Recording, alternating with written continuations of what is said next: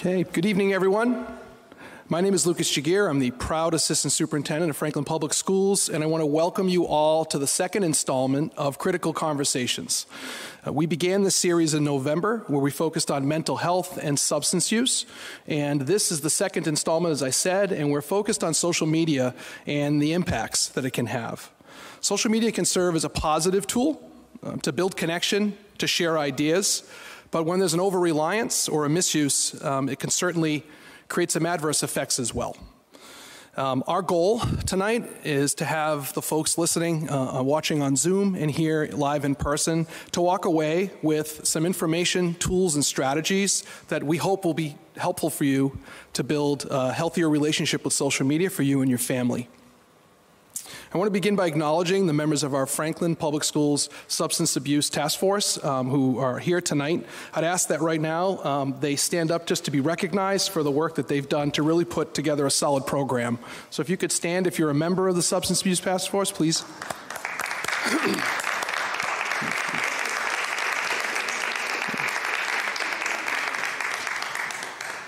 Thank you. And I know you're all wondering, how did the Substance Abuse Task Force come to host an evening on social media? And it's a great question. We have been meeting monthly since the beginning of the year, talking about addiction. And when we think about addiction, we often think of it in terms of substances and whatnot. Well, during one of our conversations, some topics emerged that led into technology and the addictive properties and addictive behavior that can be found when using technology and on social media. And then it led into a couple of other aspects which you'll hear tonight, and I don't want to steal anyone's thunder for some of the information they want to share. But that's how our group decided this really turned out to be an appropriate and timely conversation that we wanted to have with all of you. We're about to kick that off, and I just want to thank our amazing partners with Safe Coalition and the work that they've done. Jennifer Knight is here, and so is Jim Derrick, who are here, and we just really want to thank you for all the work that you do to partner with us. Also want to acknowledge a few other people that are here tonight. First, our amazing superintendent, Dr. Ahern, is here, always in support and always shows up, and we appreciate that.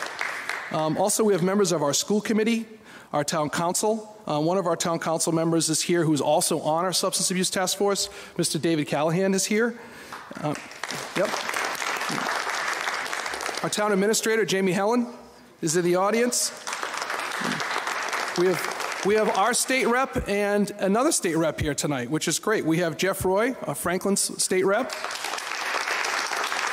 We also have State Representative Sean Dooley joining us tonight to engage in this conversation.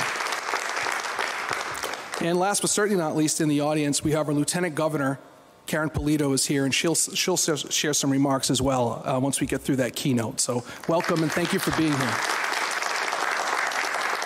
So to conclude my remarks, this program will include a keynote, remarks from Lieutenant Governor, a panelist discussion, an opportunity for the audience to engage in a Q&A session, and then we'll share some resources that you can walk away with some tools that will help us all just become better and more balanced when it comes to social media use. So with that said, please join me in welcoming State Representative Roy, who will introduce our keynote speaker this evening. Thank you. Enjoy the night.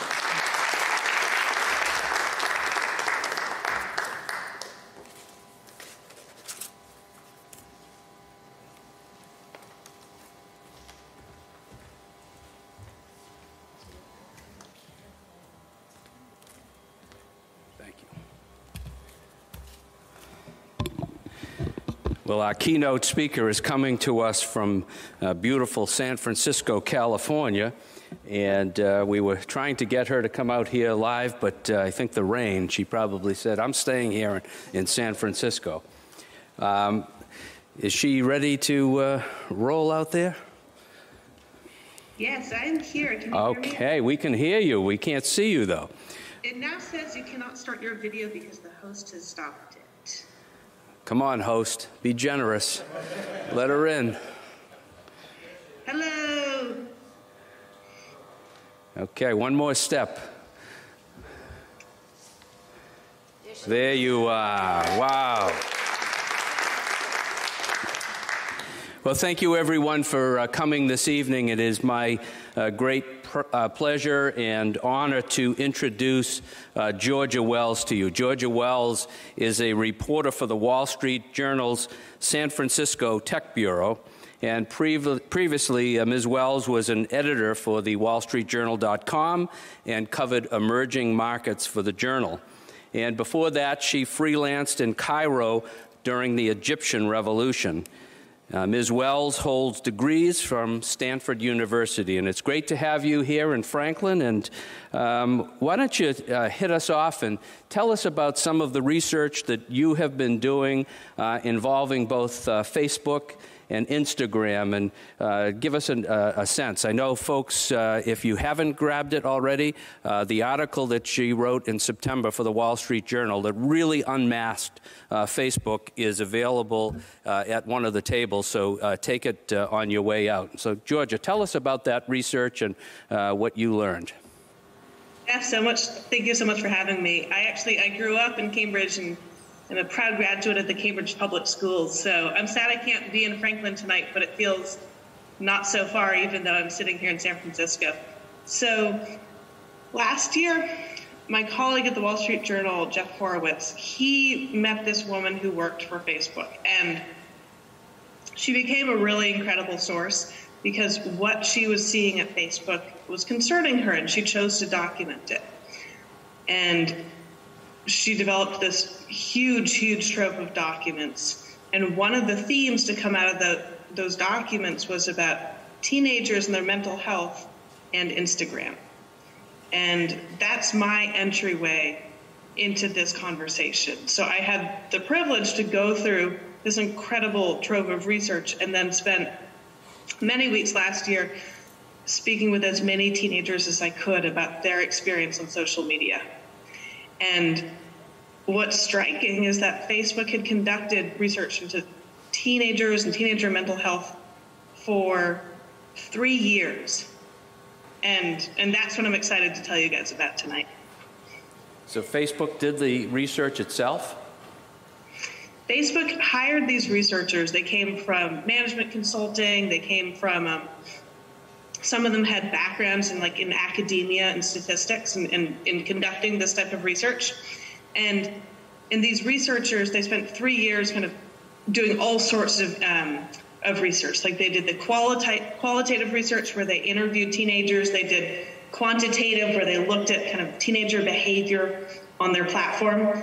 And one of the main themes to come out of this research was concern about something called negative social comparison. So negative social comparison, that's what happens when you're scrolling through Instagram, and rather than thinking I'm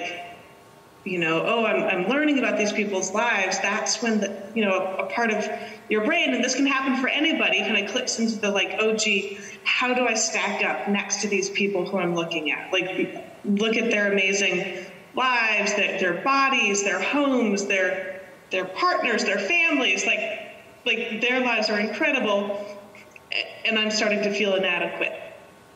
And that was kind of the starting point for a lot of the concern that these researchers had, was that negative social comparison, although it can happen in any part of your life on any sort of social media platform, that it could be extremely acute on Instagram. And the reason for the acuteness on Instagram was that on Instagram, there tends to be a focus on the body and the lifestyle, while on TikTok, it can be a little bit more performative. So that can kind of provide more of a buffer between TikTok feeling like real life. And on Snapchat, a lot of the experiences people had were using these face filters that were intended to be more silly rather than beautifying.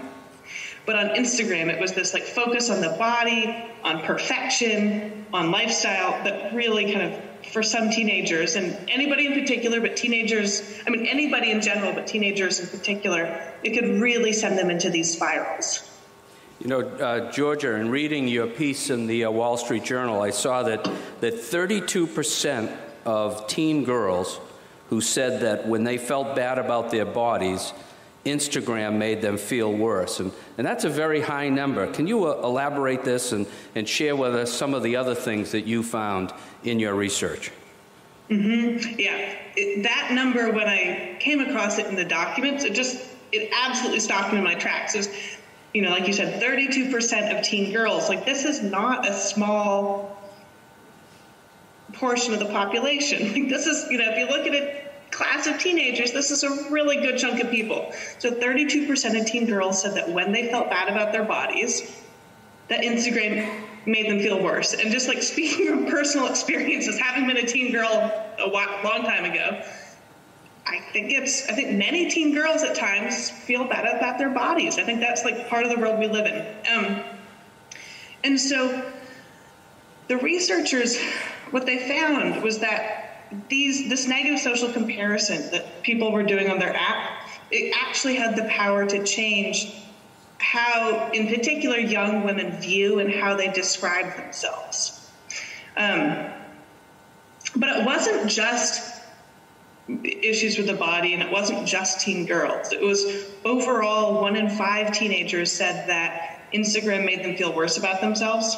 And so for teens in the U.S., for teen boys in the U.S., it was 14% of teen boys said that Instagram made them feel worse about themselves. And for teen girls in the U.S., it was 21% of teen girls said that Instagram could make them feel worse about themselves. And this is research that Facebook did themselves, and they had all this information, and when they were pumping it out, they knew the impact of their product. Is that correct? Yeah, exactly. So what's interesting is the researchers are clear. They don't definitively know the causal effect, but they know that teenagers, in their descriptions of how they felt, teenagers seems to believe that there was a causal effect, right?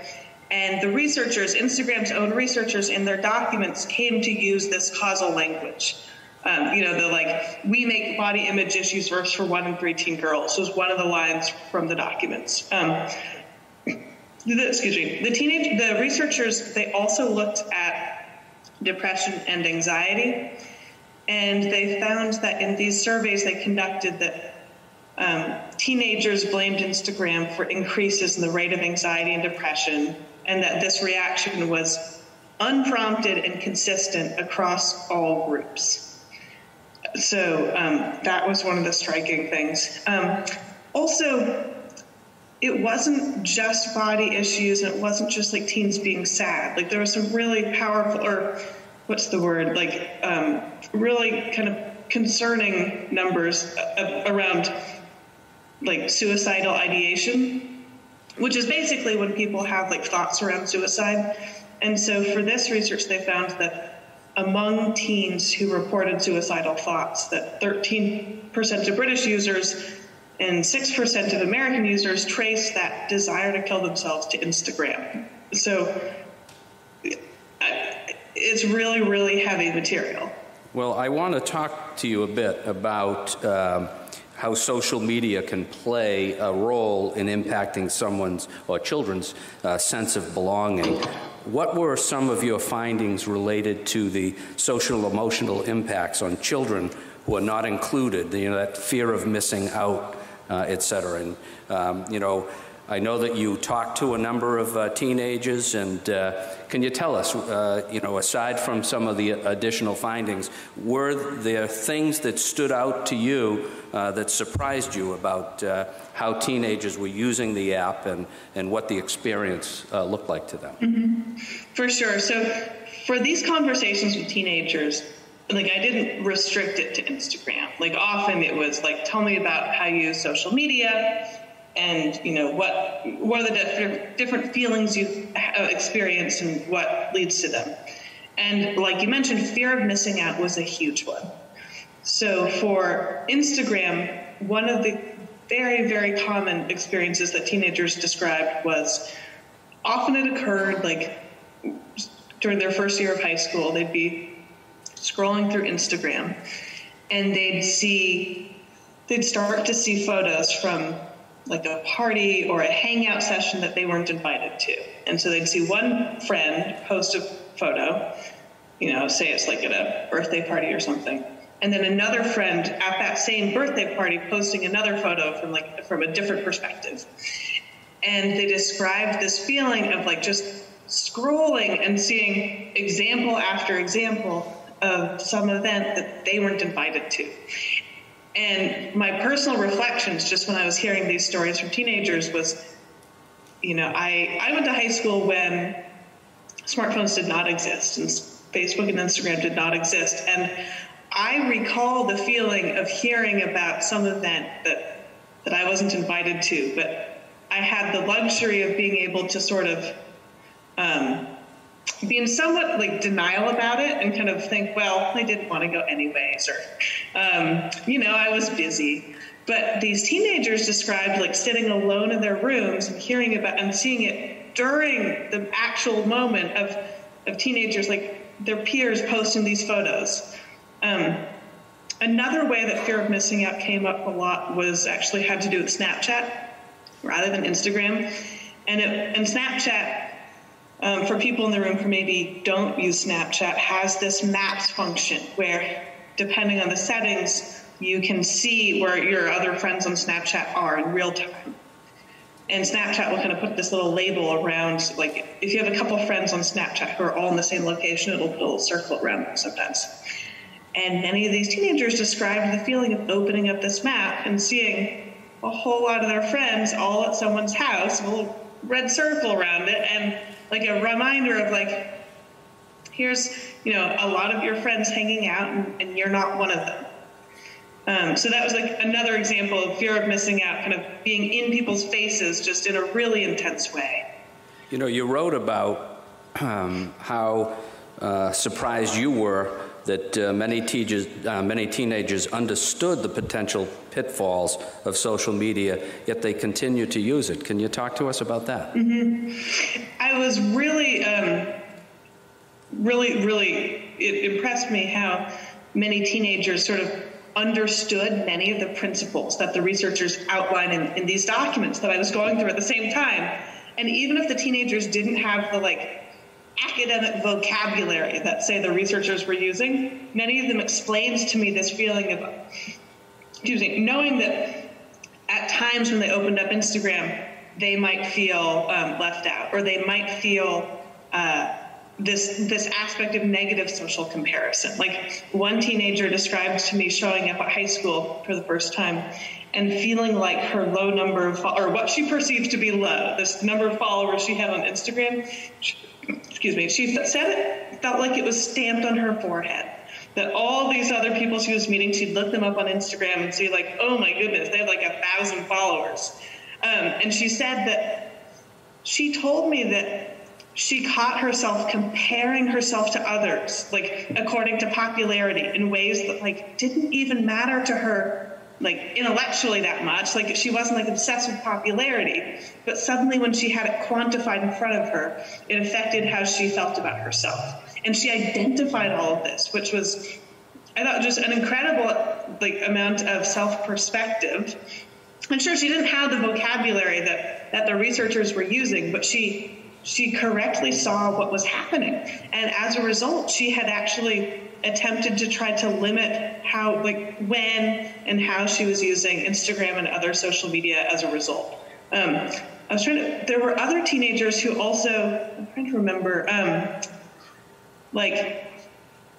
described feeling satisfied with themselves and their bodies and their lifestyles, and opening up Instagram and then seeing, like, going onto the Explore page, and that's where you can, search for content, and the algorithm will serve you other types of content, and suddenly feeling anxious as they looked at, like, video after video of, like, workouts for how to get in shape for bikini season. And so these teenagers, they identified this mechanism where they would feel good about themselves. They'd open up Instagram, go onto the Explore page, see all these like incredibly ripped and toned bodies, and suddenly feel worse about themselves. So I was just like really blown away by the amount of hope I had for these teenagers, that even though at times it made them feel worse about themselves, they had an idea of what was happening and what they could do to try to address it. Well, I want to talk a bit about young people being on Instagram and Facebook in the first place, and Facebook's acquisition of Instagram in 2012. It's clear that they were after our youth. And can you tell us a bit about the targeting of youth and how that fits in the conversation about appropriate age for kids to be able to appropriately use social media? Mm-hmm. So teens in the U.S., and I believe around the world, but certainly in the U.S., they spend a lot more time on Instagram than they do on Facebook. There's this line in the documents that just made me chuckle where one of the teenagers tells the researchers that Facebook is for old people, old as at 40. I've heard that. Yeah, exactly. But so the fact that teenagers are on Instagram more and spend more time when they do get on Instagram matters when you think about how Facebook makes money. So there's sort of two sides to this equation. There's Facebook wants to sign up as many people as they can for their products, and they want those people to stay on their products for as long as possible. And the reason is that the way Facebook makes money is selling ads, filling that space. Every couple of posts you'll see an advertisement. So in terms of Facebook's efforts to sign people up, they've already signed up the vast majority of people who own smartphones in, at least in developed countries. So it's like good luck finding someone with a smartphone who doesn't have a Facebook or Instagram account. Like, you can find it, but it's hard to do. Let me introduce you to my wife. She's one who does it. Oh, no way. No, good for her. It's, it can be hard to find, but your point, they absolutely exist. But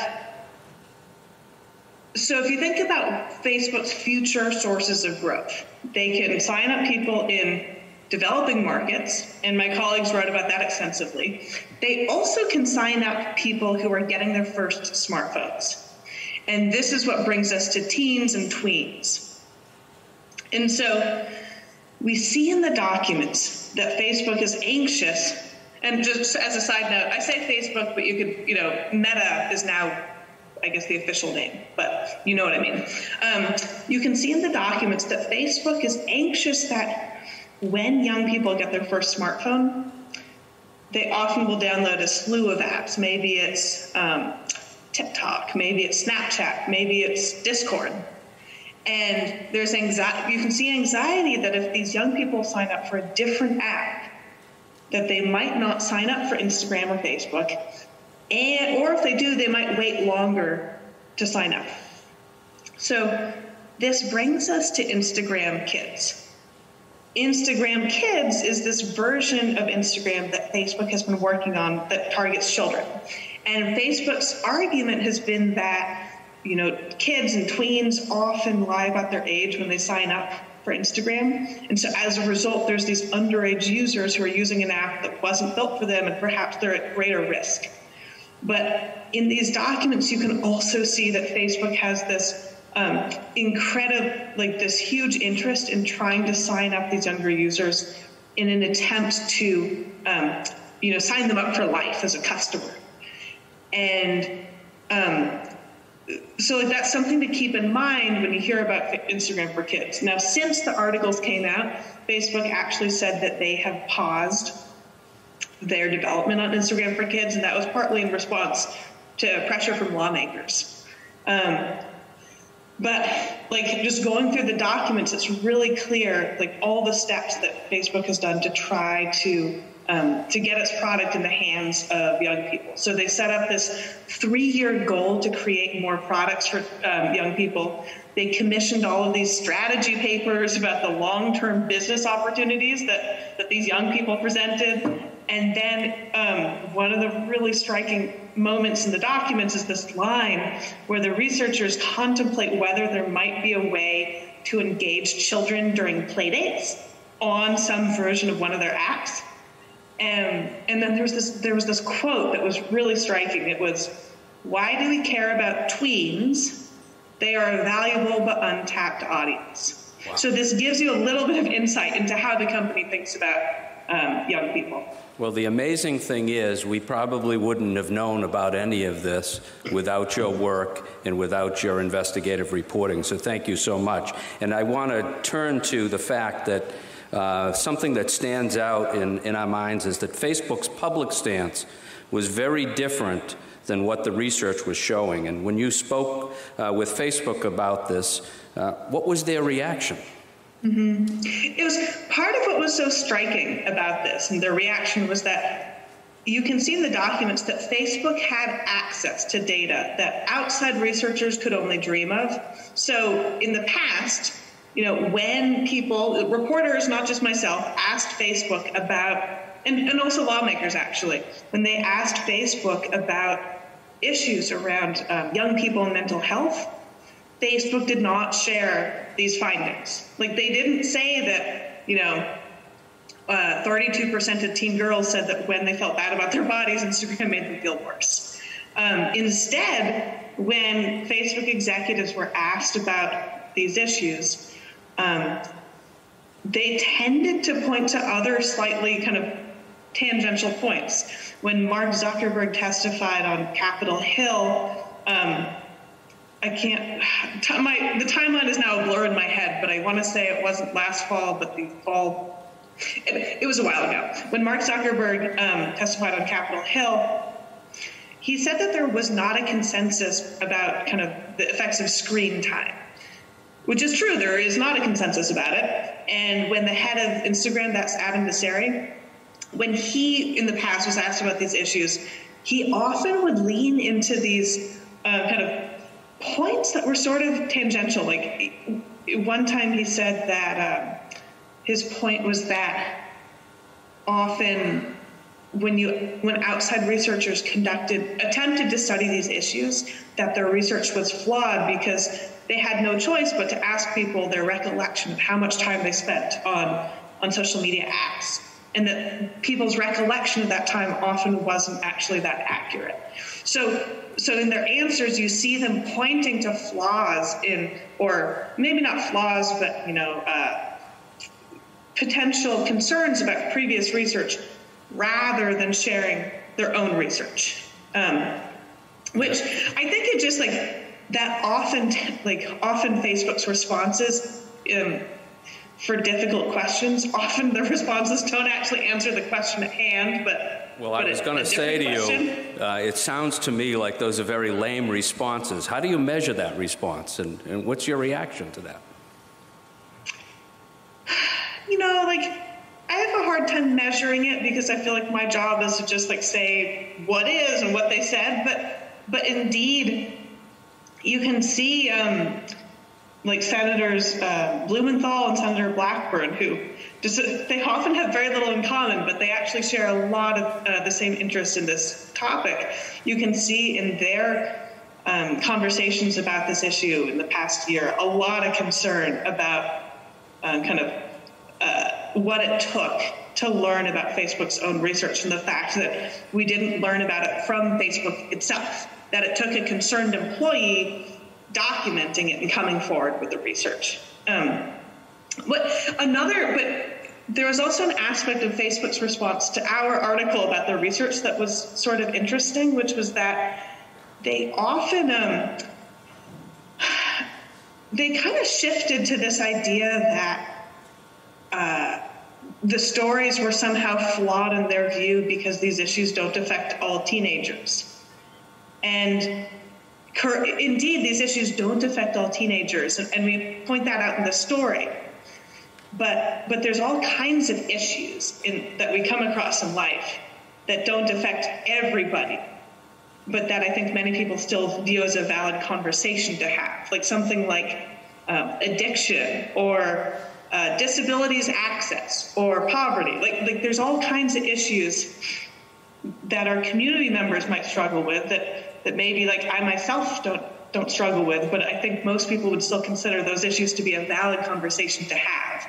And that Facebook hadn't shared this research with parents and with teenagers themselves kind of prevented these conversations from happening until a concerned employee came forward.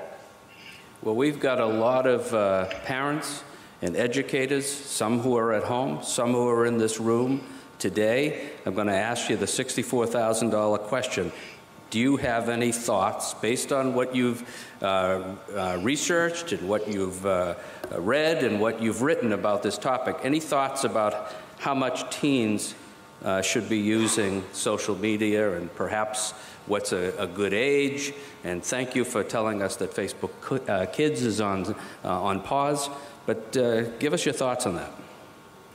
So that is the question. And I can tell you, I've spoken with so many doctors and researchers and like teachers and parents, you know, many of you in the audience. And it turns out at this point in time, it doesn't seem like there's a clear number. So what the research shows is that, or some of the research shows that in general, the amount of time that people, and not just teenagers, like anybody, uses social media is directly linearly linked to their risk of experiencing things like depression and anxiety.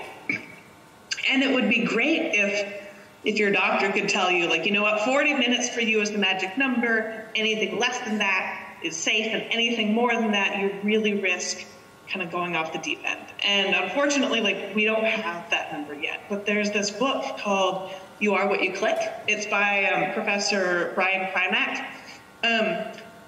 And his book is really helpful because and I think it's interesting for teenagers, their parents, but also like non-teenagers who are also kind of just struggling with these issues, because he goes into how not all social media is equal.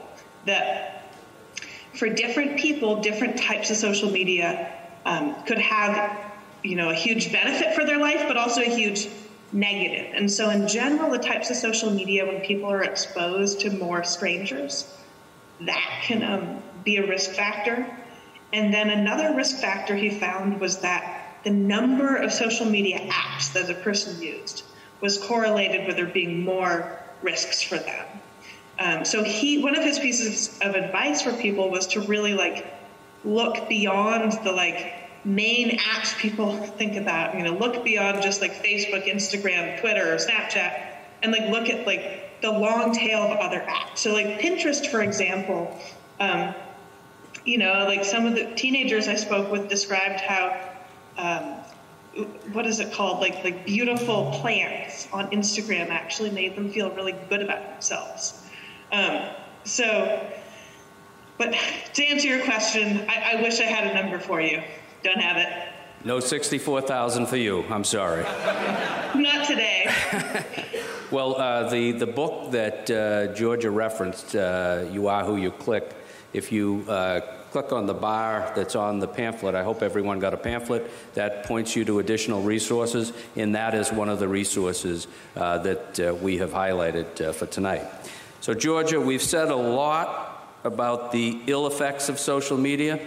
I know we have a lot of folks in this room who use social media, a lot of folks at home who use social media. Can you talk to us about some thoughts about the benefits of social media? We don't want to leave everyone with a bad taste and say just shut it off. There must be some good things. There's so many good things. So combating loneliness, discovering communities, like learning how to create content. One of the stories that really stuck with me was an undergraduate at Stanford University named Sylvia. And she uses a wheelchair. And she described how when she first got a smartphone and logged on to Instagram years ago, I believe she was 12 or 13, her first experience was one of the other teenagers my age I see on Instagram aren't using a wheelchair. They are doing things that I can't do, and she described as feeling really alienated. Then fast forward several years, and she had kind of very intentionally gone through and followed disabilities rights advocates and people in her community who cared about disabilities, and she had suddenly created this community for herself full of people who either experienced or cared about disabilities. And she said this community was so much bigger than any in-person community she had ever experienced in her whole life. And so for her, it was this game changer in how she viewed the world of disabilities advocacy and what it could mean. And she now actually posts a lot of content on Instagram about kind of her life as a disabled person and kind of what she sees as, I think she described it as like how normal acts of joy could be a really powerful statement. So like anything in life, with limits, it can be a useful tool. I assume you're on social media. I am. And I both struggle with social media and I love it. And I'm also completely addicted to it. Well, all right. So tell us. We're about to wrap up, but I want to know, are you going to continue writing on this topic, and what other issues should we be looking for in this area, and where can we find more of your writing on this topic? Mm-hmm. I'm absolutely going to continue writing on this topic. I'm really interested in some of the ways that companies now are thinking about how to address these issues. And also, often with any fix the companies roll out, there can be unintended consequences. So I get that, like, these are really tough issues for the companies too. And you know, I work for the Wall Street Journal, so you can look up my name, Georgia Wells, and follow the stories, because I think this is only the very beginning of an issue that's not going away anytime soon, and really, really affects the happiness of a huge part of our population. So what's your Twitter handle? It's Georgia_Wells. So GEORGIA_WELLS. Well, thank you so much, Georgia. I thank you for doing the research that you did, the excellent writing that you have done, and really unmasking a problem that has existed around the country and actually around the world. And we're grateful to you for doing that research, sharing it with us tonight, and joining us here in beautiful Franklin, Massachusetts. So thank you. Thank you, Jeff, and thank you, everybody in Franklin.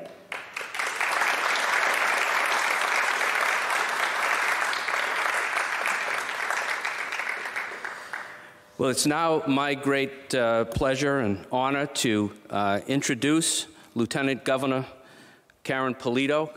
Lieutenant Governor Polito is the 72nd Lieutenant Governor of the Commonwealth of Massachusetts, and she began her service in that role in 2015. Since taking office with Governor Charlie Baker, Lieutenant Governor Karen Polito has visited and partnered with leadership in all 351 of the Commonwealth cities and towns, including several visits right here in Franklin, Massachusetts.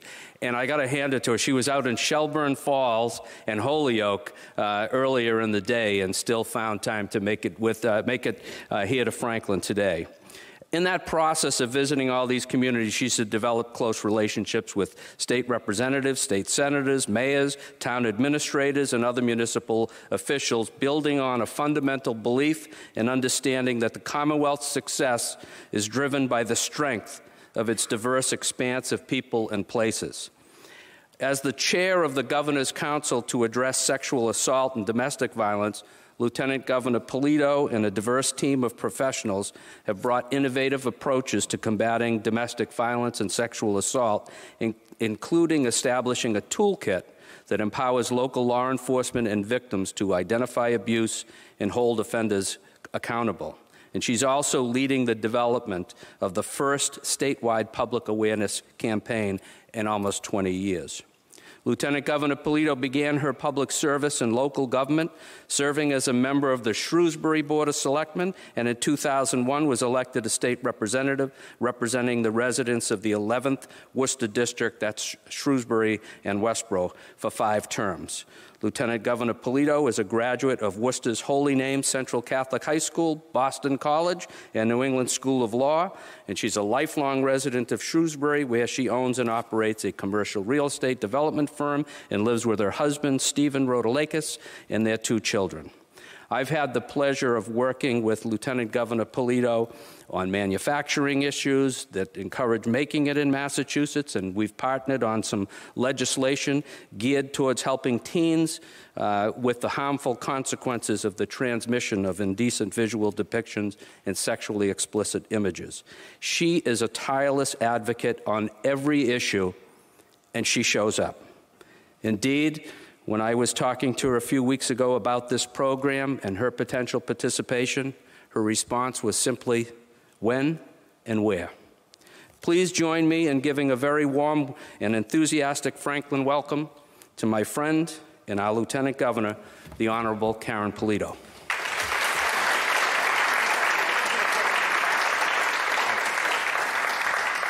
Well, good evening, everyone. I want to thank you so much for the invitation to be back in this room again. It was several years ago that we had a conversation with students and with the leadership in the school district around this very topic. But before I share some of my thoughts, I want to thank Representative Roy, your friend, for your leadership and your interest in this issue and the well-being and health of the students in the Franklin Public Schools and at this high school has not waned a bit. You are committed, you care, and you work really hard, not only in your district, but up on Beacon Hill, not only for the students here, but for students across the Commonwealth. It's a real credit tonight to have someone like Georgia Wells speak from the other coast of our country about her unmasking of the dangers associated with social media, and for your tracking her down literally to have her come into this room and deliver that message was extremely powerful, and we appreciate your making that available to all of us tonight. We are very, very grateful. I thought the questions and how you had her interact with us was done superbly. So thank you very much, Representative Roy. So, long introduction. Thank you. That was very kind of you. The one title I would just amplify is that I'm a mother of 2 teenagers. My son is graduating from high school, just 20 or so days, and my daughter is a sophomore in high school. So I'm in this space as a parent. So to the parents here in this room and those who are listening at home, I know how difficult this whole issue is for you, as I've experienced it as well. I would say a couple of things first and foremost to the school leadership here, to the parents, and to the students. Number one, you are intentional around your activities to address the issues of health and well-being of students. The fact that you have a task force, the fact that I came in tonight and students were greeting us with information and pamphlets and ways to be involved, that this is a student-led conversation in many ways is really powerful. This does not happen in every high school and every school district. We wish that it would, but it's happening here. You've made an effort to be strategic about this. You have a plan, and you're following through with that. That's fantastic. The why we do this, I think, is obvious, but it needs to be stated again. You think about our schools in the traditional sense that students go to school to learn so that they develop skills and knowledge to be prepared for life's journey of work and career and hopefully satisfaction with what you choose to do with your time over decades that involve work and well-being for your family. That's one way to look at schools. The other is the enrichment that comes with activities, might be sports, culture, arts, robotics, whatever it is to make a student more well-rounded beyond their academic experience. And then we talk a little bit about driving, because when students leave here, they have to go and learn how to drive and drive well and be safe in that experience. And we touch upon drinking and driving and drugs. And we need to be, as part of that, intentional around the health and well-being and the social behaviors associated with young adulthood and entering life more independent of all of us. And that's the piece that we need to do more of, and which comes into clear focus when you talk about social media. And everything that Georgia brought to our attention tonight is obvious to us, but it needs to be stated from a third-party source. And that social media influences all of us. We read information, we look at what we choose to, and the same influences on adults around how we behave happens to our children. So they're going to continue to get bombarded with the messages and might even veer into the path, or they will, where they want to get more of something. Some of that as adults we're going to see, and some of it we're not. I can say tonight confidently, unfortunately, that this isn't going away. Facebook, Instagram, TikTok, whatever the next things will be, are always going to be there. Mobile devices and how we communicate is always going to be a part of our life. When you look at a pandemic and how much we relied on technology to communicate, to do our jobs, to keep each other safe, and unfortunately for our kids, safer at home made them more isolated and not able to interact in person, eyeball to eyeball in person, and have that interaction. And so that isolation has even caused other ramifications for their social health well-being and the practice of good behavior. So coming out of the pandemic, having a conversation like this is so, so very important, and to then build on it. So a couple of things I wanted to talk about tonight in terms of the problem and solve piece. That's what we do. Legislature, people like me in elected office with the governor, we see problems and we try to solve them. And one of the problems that has come out of all of this social media and the ability to use mobile devices to text and share information with one another is this issue of sharing images called sexting. And this is something that the school district and others obviously across the country and across the Commonwealth have become more familiar with. I give credit to Representative Roy, and it was then Sergeant Jason Riley, who a few years back when these incidents occurred here, you took action. And it was Sergeant Riley that saw repeated behaviors that needed to be addressed, that he went to the legislature, in particular Representative Roy, and said, this is not something we can fix alone. There needs to be a correction to the state statute. Because the statute is not current with what is happening with media and mobile devices and the exchange of information. So what happens now is that when a young person in a private context, so we talked about the public context of social media and the bombardment of information and messages that kind of stick to the psyche or the thoughts of young people and all of us, but in terms of a young adult. And then they're now in a relationship. And in a relationship which is considered private, but a relationship which they think is one of trust, there's an exchange of a visual of a body part that's a private part, is known as pornography in the current statute. And if that person exchanges that image with someone, thinking that it's not going to go anywhere, then it does, then it's a problem. Because under current statute, that's considered the dissemination of pornography. And that comes with a penalty in law as a result of that behavior. Now, a young person doing that probably doesn't know that, right? But they could find themselves in the court system as a result of that. I'll give you an example. The governor and our team, following up on what Representative Roy did to correct this, called upon some survivors to talk about what this meant to them. There was a woman who came forward to testify in favor of Representative Roy's bill and basically said this: 15 years later, 15 years after graduating or coming through high school, she was testifying in favor of changing the law.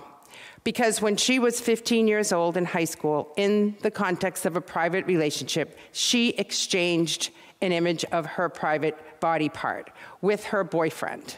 The boyfriend then used that image to coerce her into sex, and it became a matter of sexual assault. When she went to hold him accountable in the courts for that action against her, then she became subject to the dissemination of child pornography. Now, that person, that boyfriend, went on to share that image in the school district beyond the private context of that relationship to harm her, shame her, embarrass her, and traumatize her. And it was used as a threat so that she would not come forward and would not hold him accountable. Now, that just didn't happen to her. This is happening to a lot of young people. And so 15 years later, she's testifying, saying, that was not only traumatic to me when I was in high school, but it's traumatic to me 15 years later as an adult. She went on and graduated college, she started her career, but she remembers it like yesterday. And she wants to prevent that from happening to other teenagers. So the fix in the law that we're advocating for, and because of the tenaciousness of Representative Roy now a second time filing the bill and bringing it to light with the governor and our team, wants to get this corrected. That basically a teenager involved in that kind of situation would not be entangled in the law in terms of a felony conviction, but would be diverted to an education program to understand the consequences of that action, as opposed to having an involvement in the criminal justice system.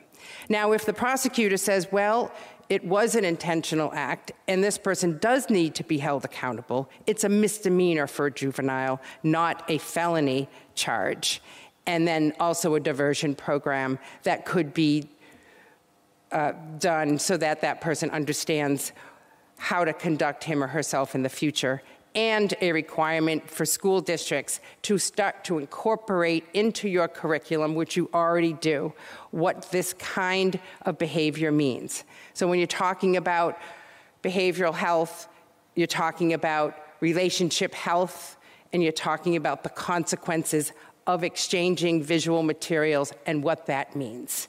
And so if we can get that embedded into the Massachusetts laws, we can do a whole lot more to protect teenagers and also prepare them better for their future, which is the other solve that our administration put forward, which is the Respectfully campaign, which is what I came here for 3 years ago to ask you to help us amplify.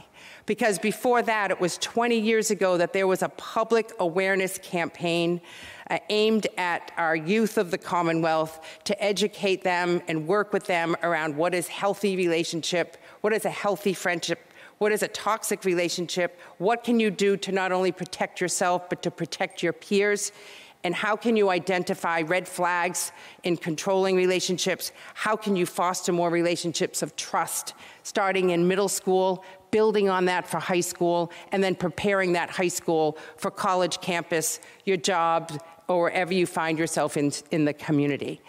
And that Respectfully campaign has now been 3 years strong, thanks to the funding that has come from the legislature with the advocacy of people like Representative Roy, to allow you as a school district to use that social media campaign. And yes, as Georgia Wells said, it can be helpful to use social media in a positive way, because the Respectfully campaign, which was peer-informed and designed by youth, is seen on Instagram, TikTok, Snapchat, so that these messages, the positive messages, and the ability for teens to say, okay, I'm in a situation like this, or my best friend is in a situation like this, how do I resolve it, has that kind of content and information.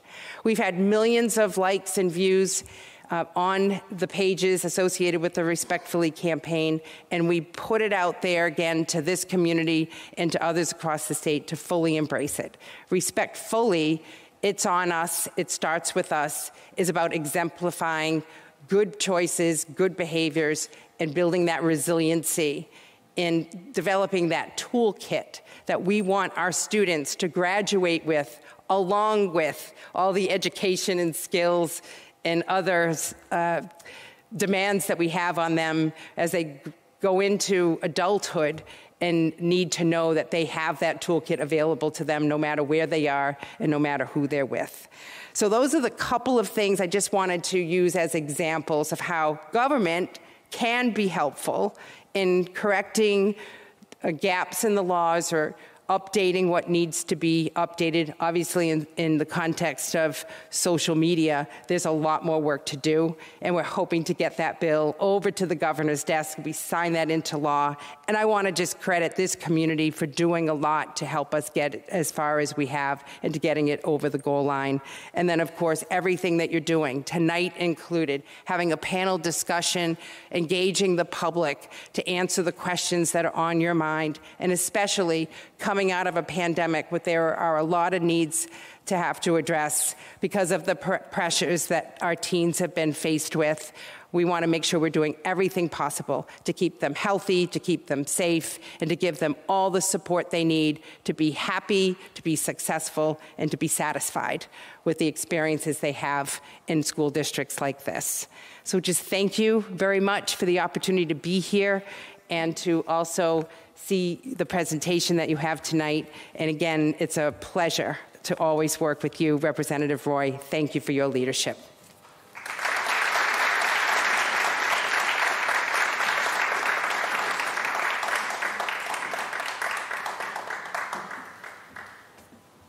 Thank you very much, very, very much. That was a great speech, and we really appreciate the information you shared with us.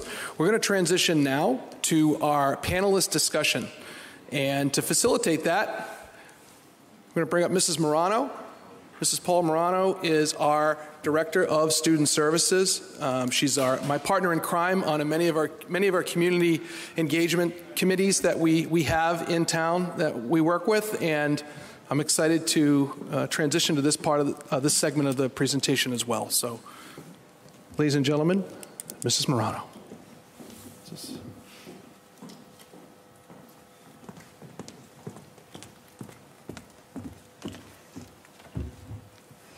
Thank you, Mr. Giguere. Oh, and you can see me over the podium. This doesn't happen very often. Usually I need a stool to stand on. This is nice. So thank you, everyone, and thank you, Lieutenant Governor Polito. It's a pleasure having you here tonight. So I'd like to introduce our panel, our experts from Franklin Public Schools and our community. I'm so pleased to have these wonderful individuals with us tonight who have worked so hard and tirelessly this year, coming out of the pandemic, working so closely with our students to make sure they are succeeding both not just academically, but social emotionally as well. They have worked some long hours, and I just can't thank them enough. So to start off, we have Ms. Lily Rivera, who is our Marketing and Communications Specialist, who also I want to give a shout out to because she has orchestrated this evening's events, and it's like amazing. She has done amazing work with our promotional materials as well as bringing the speakers along and making sure we're a well-oiled machine. So thank you, Lily. We really appreciate it. Lizzie Morrison, who is our principal at Annie Sullivan Middle School. We have Rebecca Bellinger, one of our fantastic school adjustment counselors from Keller Elementary. We have Ann Davies, another school adjustment counselor from our high school. Jennifer Briggs, another school adjustment counselor from our high school. And we have Miss Gretchen Scotland, who is our own FPS influencer on TikTok. How many likes are we up to, Gretchen? There we go. And she makes greeting cards, beautiful personalized greeting cards. And then we have, of course, Jennifer Levine, who is from our Safe Coalition, a wonderful partner to our community. So we're going to start tonight with our first question. And considering your experience in your current roles, has your relationship with social media changed or evolved since you started in your role? Are we starting off with me? All right, so just to echo that, I am Lily Rivera. I'm the Marketing Communication Specialist for both the town and the school, so I spend a lot of time on social media. Just to give you some background, I grew up with social media. A lot of my friends were really big influencers on Vine and YouTube as I was growing up, and that's actually what got me into this type of work. I saw that there was a lot of work behind content creation and all these awesome videos and these posts didn't just come out of nowhere. There's a lot of work that goes into them. So when I started pursuing and learning more about marketing communications, I realized that there's going to be a point where I can't be offline, really. It's going to be part of my everyday routine. I'm going to need to be posting. I need to be informed. I need to watch the news all the time. So actually, I did myself a favor and I took a break. I'm like, I can turn this off and I can sort of be unplugged for a little bit. So the way that my behavior with social media has changed is it's actually become a lot more intentional, and it's actually increased because I have to be, on the town socials, Twitter, Instagram, all that, and so it evolved more in that way where I'm looking at social media as a tool, and I'm also being more hyper aware of what it is that I'm engaging with and what it is that I'm putting out there, not only just when I'm representing the school as well as the town, but also when I'm on social media myself. I'm thinking about, if I like this tweet, it'll probably show up on someone's feed saying that I liked it, and what does that say about me? If I'm following this user and you go to their Twitter profile page and it says that I'm following them, does that say something about me? So that's really been more so my experience with social media and how it's changed since I started my role here. Great. Thank you.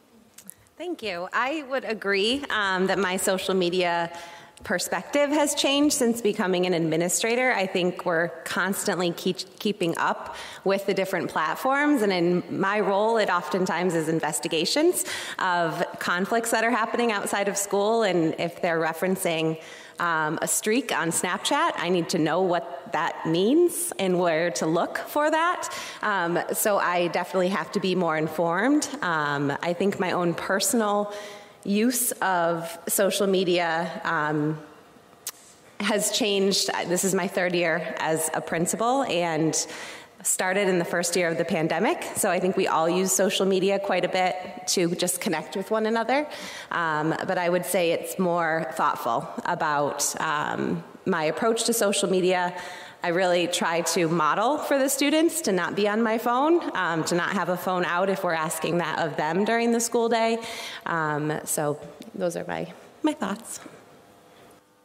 So my role is a little bit different being on the elementary level. When I first started 15 years ago, any of my students having a cell phone was unheard of, not so much anymore.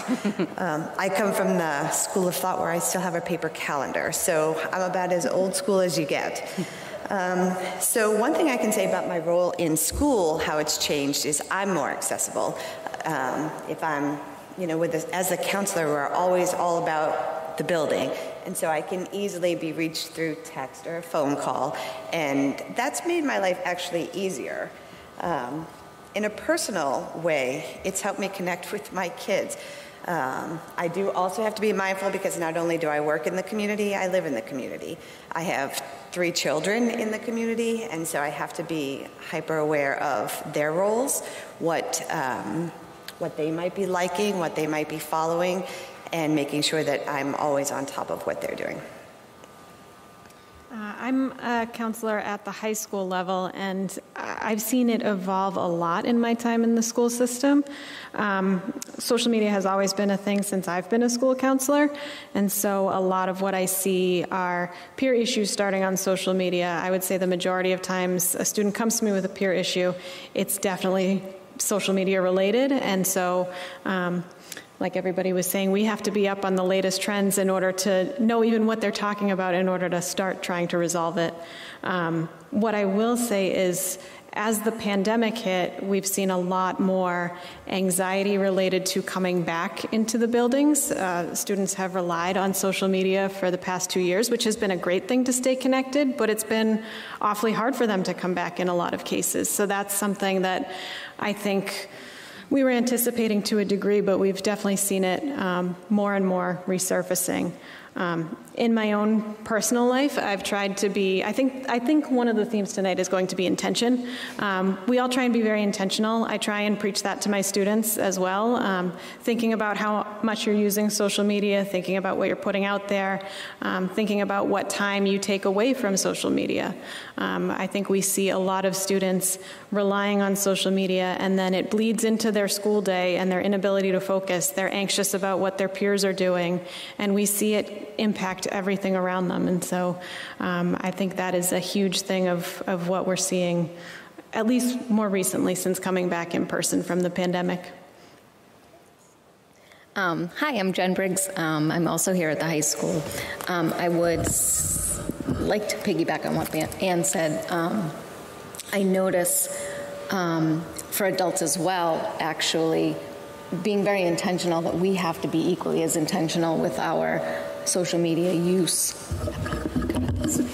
our social media use, or even just continuing to look at our phones. We want to model good, we want to be good role models for our students.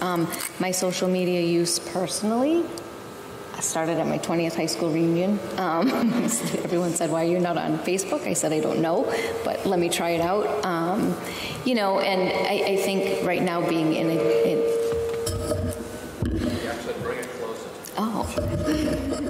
right now being in a day and age of, everything is instantaneous. We have news right away. Kids, there's no such thing as waiting anymore. And I think that that's really important for us. Thank you. I think that's really important for us as adults to keep in mind. I mean, it's very, very, we need to model that type of patience, not constantly looking at our phones. So my social media, I try to be a good role model. I also, is very, very important for us as adults, here in this high school community to know what the new apps are. So there may be strange apps on our phones, but we download them and try them out and see what they're all about and quickly get off of them if we shouldn't be on them. But it's really important for us to understand how they work in order to support our students and keep them protected and keep them safe. So. Hi, everyone. I'm Gretchen again. And so I have kind of a really interesting perspective on social media because I am a student. I'm a senior. And I also have this online presence on TikTok. And so I think that my perspective on social media has kind of evolved because I got Instagram for the first time, I think probably end of 5th grade, 6th grade, because everyone was getting it.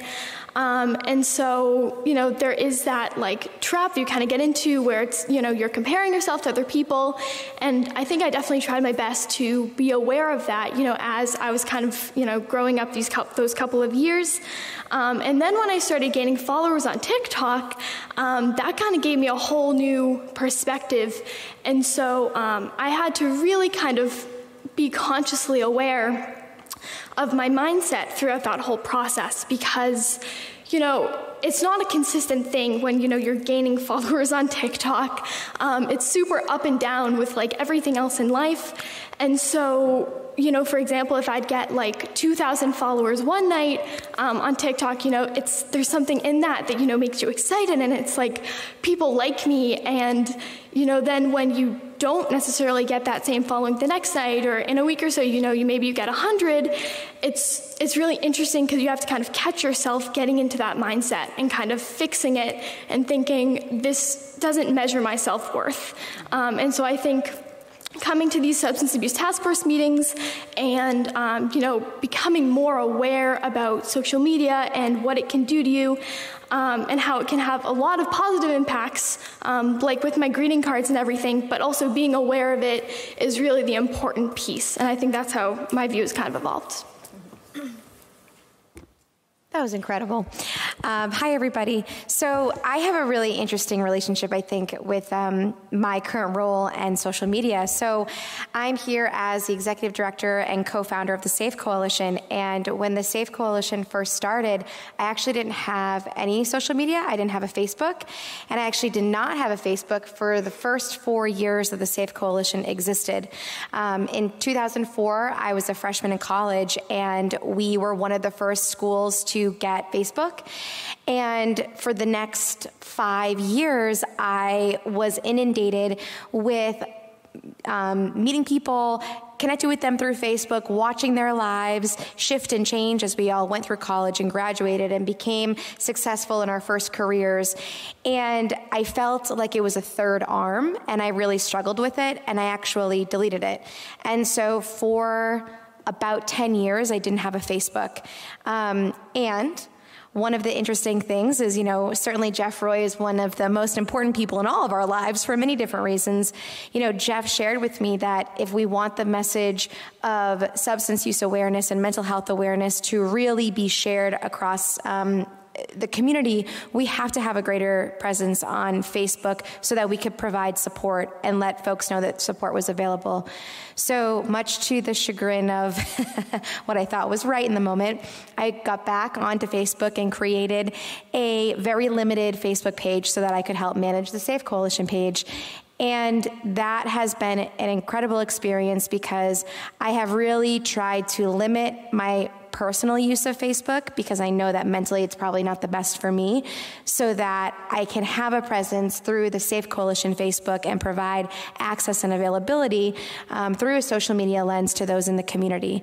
So my relationship has shifted and changed in a few different ways, but I am happy that the Safe Coalition has a Facebook page. I am happy that I am not super dedicated personally to my Facebook page. I do have an Instagram page. It has a lot of personal stuff on it, but I am happy I have that. So my role has definitely shifted and changed, and really in the lens of providing Safe Coalition the opportunity to have a social media platform. Thank you, everyone. So we have our next question. So throughout the peak of the pandemic, we saw how social media played a part in keeping us socially connected, even though we were so physically distanced, right? We had the virtual baby showers, the virtual birthday parties, the happy hours, the reunions with college and high school friends and roommates. I think I saw my old high school friends more on social media, I'm on Google Meet and Zoom than I did for years. How now that we're coming out of the pandemic, how do we reintegrate and prioritize being socially connected in person? So Lily, you want to start? I think it's exactly that last part of that question is prioritizing being socially connected in person. Something that I do, at least with my phone, is I mute it. I know Apple just came out with that new update that you can notify. It'll let someone know that if your phone is silenced or in focused mode. And my friends are like, why is your phone always silenced? It's like, I love my peace. You know what I mean? I'm like, unless you're my boss, my mom, or if I'm babysitting your kid, I'm like, you can wait. You know, I'm sorry, you don't need my response right now. I don't always have to be on. Is the world going to burn if you don't get a text back or a Snapchat back?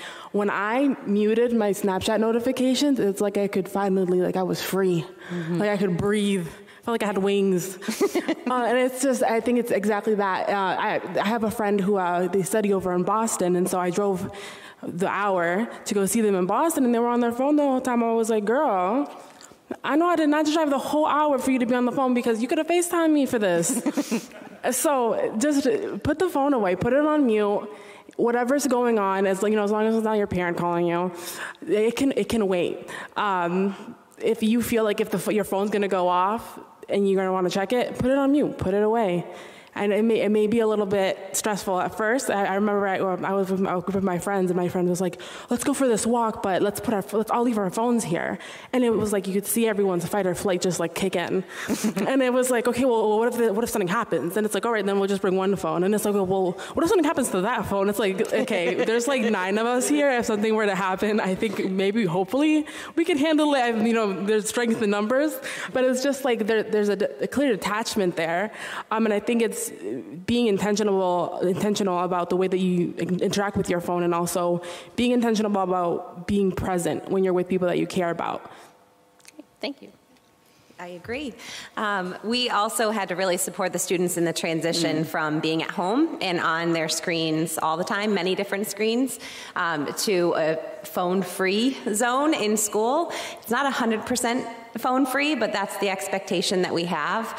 And there was a lot of anxiety around that. And a lot of it was parents needing to connect with their children over plans for after school, who's picking them up, did you forget your lunch, a number of different housekeeping things. And so we're continuously working to kind of break that and have the students not have to rely on their phones, which for 6 hours a day is a pretty huge feat when they've been connected to their phone 24 hours a day. So we're continuing to work on that, and just supporting the difference that our students and the challenges and obstacles that they're overcoming all the time. I think the feeling of not having their phone or access to that immediate information causes a ton of anxiety for the students. So just having those open, honest conversations. And I will say, having the phones away, helps us with safety concerns. So when students are walking out of the building, it's like they're not even looking where they're going. They're just like robots walking with the screen in their face. So those are some of the things that we've seen and ways that we're trying to support them. Mm-hmm. This is the meat of the discussion for me as far as my students are concerned, because with the younger kids, the pandemic really kick-started our younger students into a dependency on electronics a lot earlier. So I think one of the things we had to realize is that our 3rd, 4th, and 5th graders did not organically learn how to be in a partnership or do group work or even know how to read nonverbal cues anymore. So I feel like a lot of my work this year has been reminding people that there is no mute button anymore and that we actually have to have thought bubbles again, and that there are certain things that we need to be able to look at someone in the face and be comfortable with the words that we're saying and feel that that's being our best self. And it's a long road, a journey that I'm enjoying being on because we have a lot of aha moments. But it is something that we're seeing prevalently throughout the elementary level. Mm-hmm. I think this is such an important question, and thank you for asking it. I think in order to even start to answer it, we need to take a step back and think about the fact that for the past 2 years, the majority of our interactions have been online, and recognizing that these are habits that are going to be difficult to break and giving ourselves a little bit of grace with that, and maybe taking that step back and understanding that perspective and that it is going to be hard, and acknowledging that for ourselves and for all of the kids that we work with. I think that can go a long way in connecting with them and helping them recognize that we are partners with them in this. This is going to be difficult for children. It's going to be difficult for adults. One of the suggestions that I have is setting aside that time and making it screen-free time, which is going to be a hard thing at first, and I'm sure kids will balk at that and will try to push, but it's going to get easier the more you do it, and with consistency. Start with an hour a day, build from there. Like Lily said, shutting off the notifications on your phone for a while. It's hard at first, but these habits are going to take time to readjust, to recalibrate now that we are all back trying to socialize in person. And understanding that we are not the only ones who are having a difficult time with that. I think for students who see their world online and constantly see what's scrolling on their screen, it's easy for them to think that everybody else that they're looking at on the screen is doing okay, but that's not always the case. And what you see is only a snapshot of somebody's life. It's not their whole life. And I think that's what a lot of my conversations focus around with the students that I work with every day, is reminding them of that, because that can be a really difficult thing if your face is just in your screen and you're not seeing everything else around you, and you don't have that perspective. So giving everyone some grace and understanding, and recognizing that these habits are really hard, and modeling the behavior that you'd like to see in others around you, especially kids. If you're a parent and when you get home from work, you're scrolling on your phone and you use that to unwind, it's understandable, but maybe taking a few minutes and recognizing that maybe the children around you need to see the phone away for a little bit, so that they don't necessarily think that this is the normal way it's supposed to be. So those are some suggestions, but I think the biggest thing I can say is just recognizing that it is going to be hard and allowing yourself to feel that. It's been a long time that we've been on screens for 2 years. Thanks. And I think also that recognizing and encouraging our teens and our children, and that we can do hard work. Yes, we do have to be patient, but we actually have to put some work into setting those boundaries, encouraging more time off of the screens, encouraging social time. Again, as Ann said, if you're going home and you're unwinding, that might be okay, but maybe that has a time limit that you're unwinding. Maybe maybe we have to start slow. Maybe we start slowly and it's just at dinner time, right? So much of our world was online, but let's get back to face-to-face family dinners.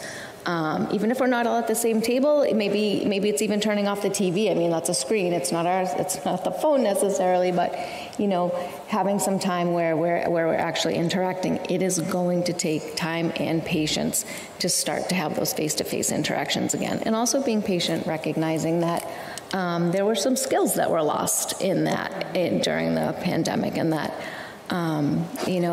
there's a little bit of maturity that needs to be gained back. And so I think we really, if I can use the word intentional again, I think we as the adults need to be really intentional in how we set these boundaries and how we, make these plans to do more, spend more time outside, or do more exercise, or take more time for yourself, do self-care.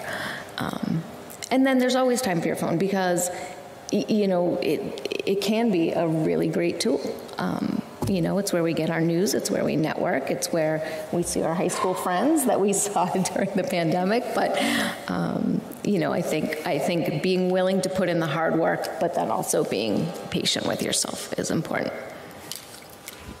I think that the acknowledgement piece of the whole thing, of how the past 2 years, things, got turned upside down super quickly, and how everything went automatically to screens. I think a huge piece of it is realizing that things aren't going to go back to normal right away. It's definitely going to be a gradual process to kind of wean us off of the screens and back into in-person interactions.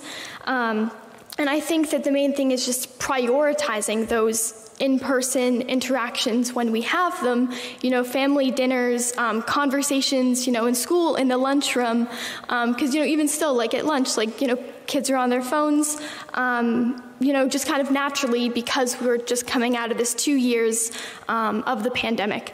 And so I know, for me, especially after having all these conversations with everyone up here in our committee meetings, being aware of it, like I was saying before, I started routinely checking my screen time, setting limits so that when I was going into an app, it'd tell me, your limit's over. And so that for me was just a really good way to be aware of it. And to just kind of think. And so I think that that's a huge piece that's going to help us eventually get back to normal. It's just a gradual process, and I think we have to just take it one step at a time. Thank you. So, from a SAFE perspective, SAFE Coalition perspective, when adolescents come to our program and we talk about social media and we talk about social emotional wellness, some of the teens that we work with, there's a real interesting conversation about character, because many of the teens that we work with will say that they've lost the things that they felt made them come alive during COVID. So maybe before COVID and before the pandemic, they were an athlete, or they were part of clubs, or they played an instrument. And during COVID, they've lost those things. And so in the time that they have spent in elementary school, outside, or being with friends, or playing an instrument, or playing a sport, they've now shifted to social media because that was what was available to them. And so from a SAFE perspective, what we really try and do with our adolescents is connect with teens about what made them feel most valuable and great before social media, and how do we get back to that?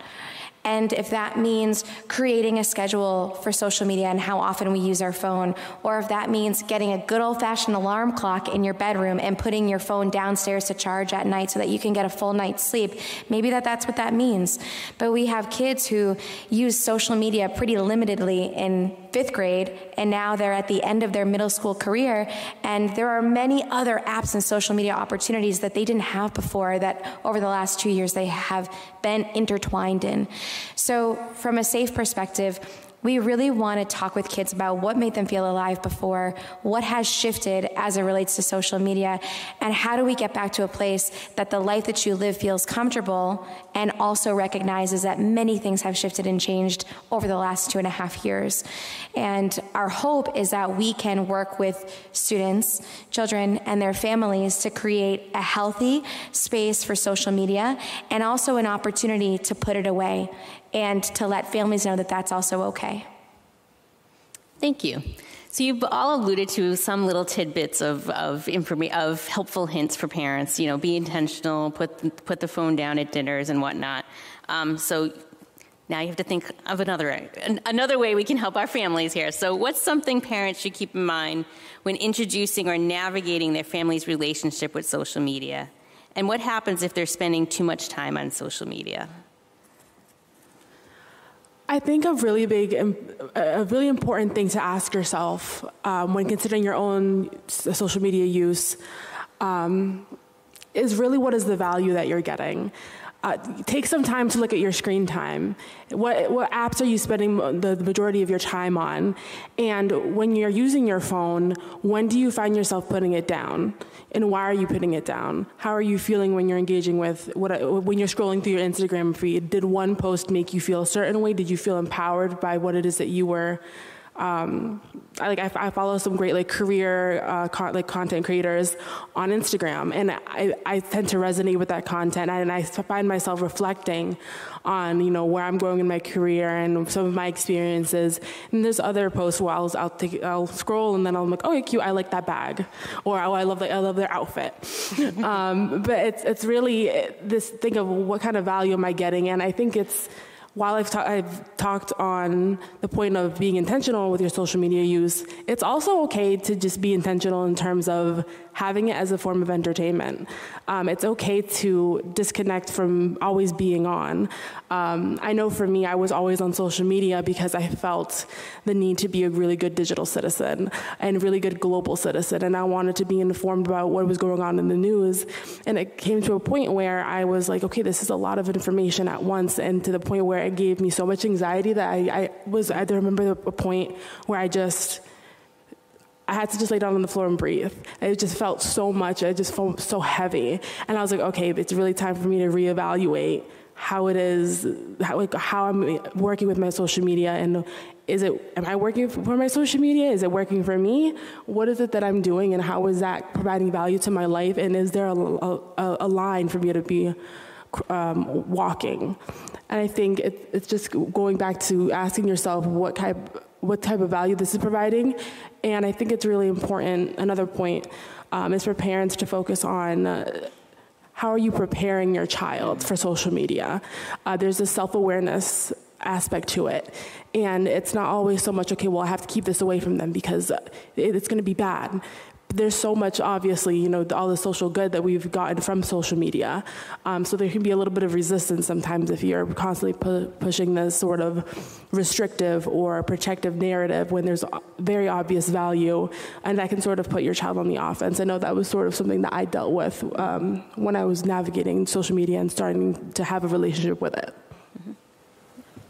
I think that having the open, honest conversations is number one, instead of restricting social media, because then it's that addiction, creating that anxiety. The students can't access what they want to access, but just talking about it. I think if you're sitting in your living room watching a TV and a commercial comes on, if people still watch commercials anymore, I don't know, but you talk about it, or you have a moment to pause and process whatever you just watched. And when they're on their phone, or all of us are on our phone, it's very isolating. And so you're not really talking about it with other people or challenging, morals or what you agree with or what you disagree with. So really just structuring those conversations.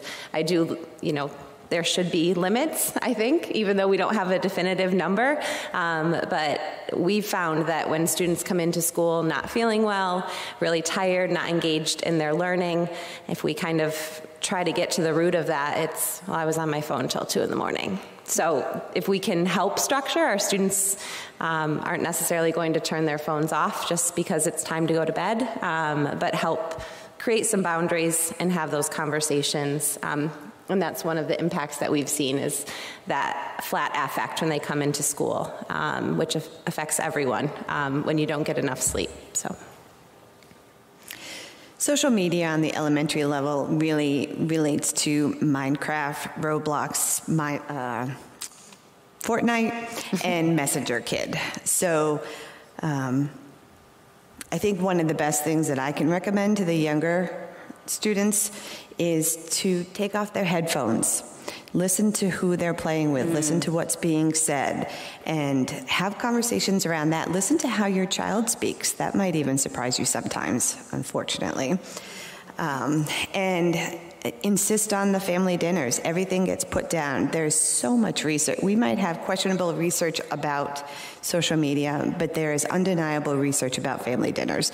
And that should be a non-negotiable. And that's a great opportunity to have some of these conversations and just to check in on things other than social media.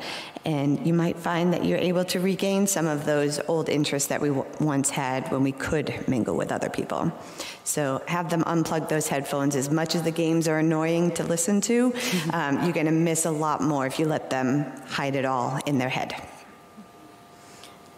In terms of what's something parents should keep in mind, and I think this is important, that nobody is saying that social media is going anywhere. We're not taking the stance that it's all or nothing. And I think that's important to remember when talking to your kids about it. They're going to shut down if you're taking the stance that, nope, social media is bad, you need to get off of it. I think the key word here is balance, and finding a good balance for your family and what's going to work.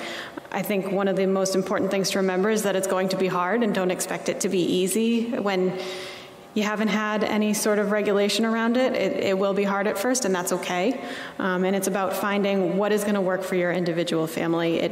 You can't always compare yourself to what the family down the block is doing, and so it's finding what works for you. And I will say it can be a lot easier to navigate and set limits around time off of a screen than trying to police every single app that your child is on at all times.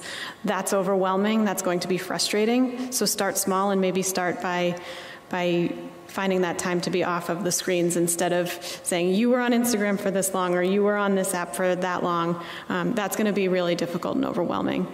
In terms of what happens if kids spend too much time on social media, something that Georgia Wells highlighted that I really want to circle back on is negative social comparison that we see all the time, especially at the high school level.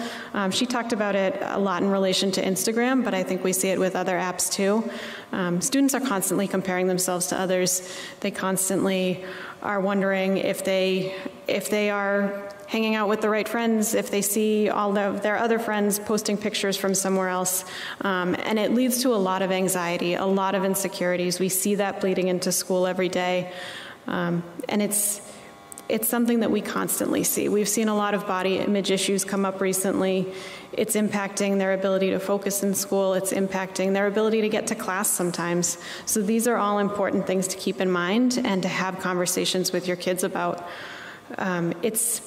It's easy to get stuck and only see that one perspective, but it's important that you have the conversations with your kids about the fact that what people post, they're not going to post the terrible day that they just had. They're only going to post the picture of everybody smiling and having a good time.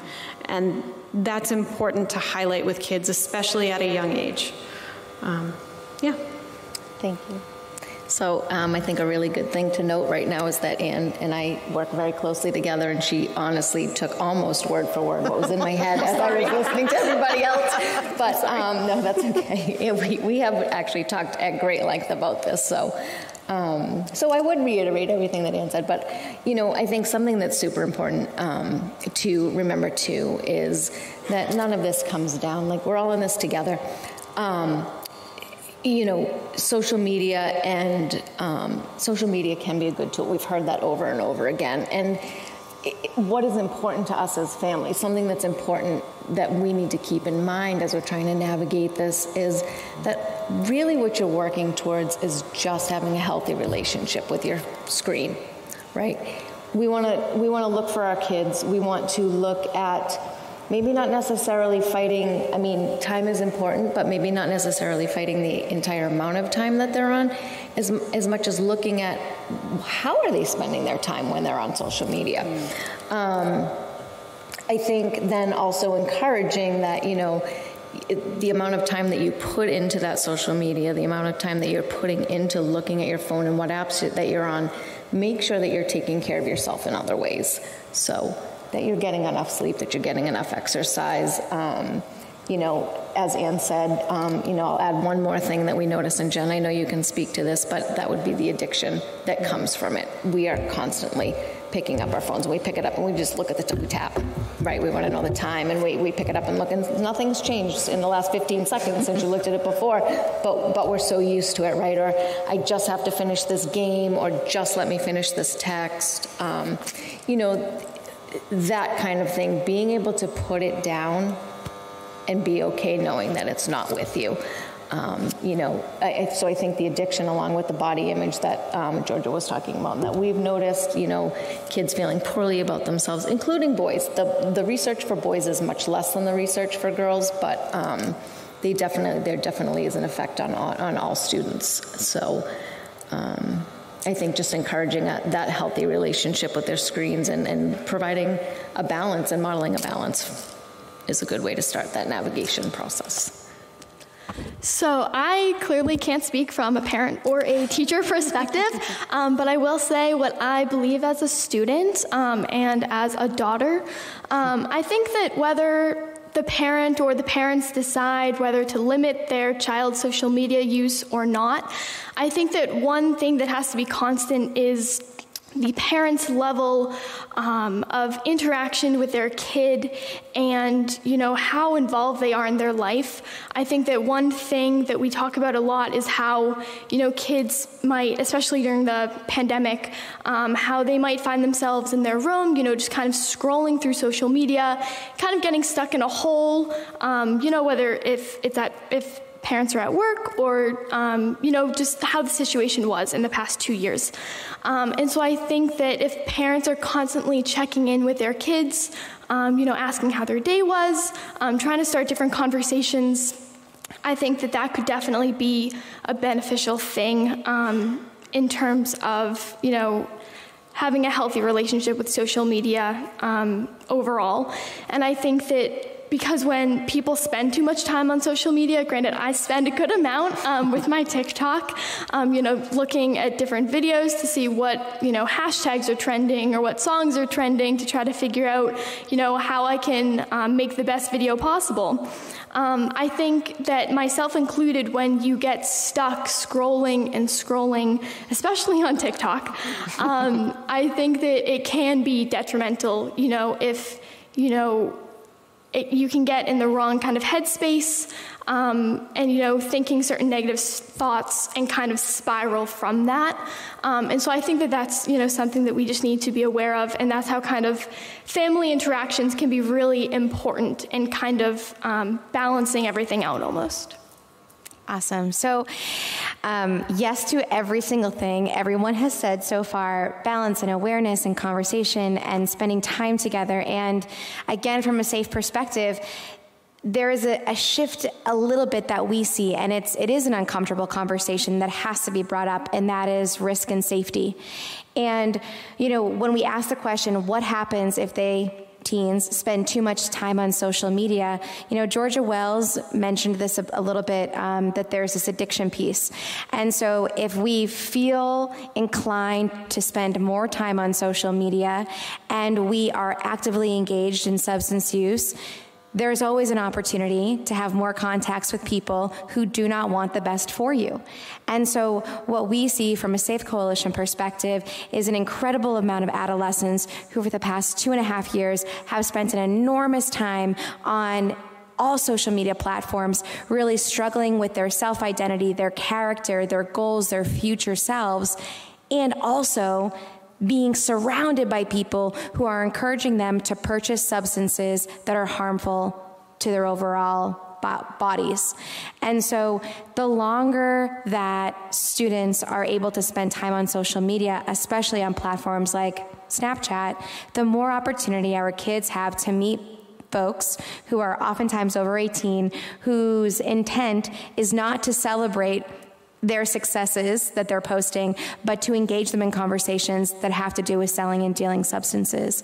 And that is not a comfortable conversation. And I'm sure that there are folks in this audience who are cringing, and there are folks online who are sitting uncomfortably, and that is the world that we live in. And so when folks, families and students come to the Safe Coalition, we have to have a conversation about environmental safety, social media safety, what information we're sharing over social media.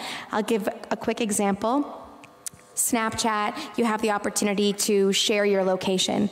And so it is very easy for someone with all the great intentions and all the great family support to say, I have stopped using substances, and for your dealer to show up at the movies or the friend's house or the restaurant that you're at with the intent to deal because they know it will probably happen. And so environmental safety, intention, and risk are all a portion of what we at the SAFE Coalition are often really focused on when we think about social media and the intent and the time spent on social media for teens. Well, thank you all for sharing your insights and your resources and suggestions. We really appreciate it. I'd now like to introduce Dr. Ann Bergen, our honorary member of the Substance Abuse Task Force. She started with us as a school committee member, and now we just insisted that she stay on the committee with us because we love her so much. So Dr. Bergen will open question and answer from the audience. I guess, are people going to come right up to the, so anyone who wants to come up, direct a question to anyone on the panel, microphone's right here, and I'm standing right next to it. So if you Vanna White. we can't hear you. Can I buy an E? So I don't know. Would anyone like to come up and ask a question? We're going to check the chat too, Dr. Bergen. Oh. I'm envisioning like a Sally Jessica Raphael for anyone who remembers. Lucas, you're aging yourself. You're aging yourself, buddy. So I can just stand next to you.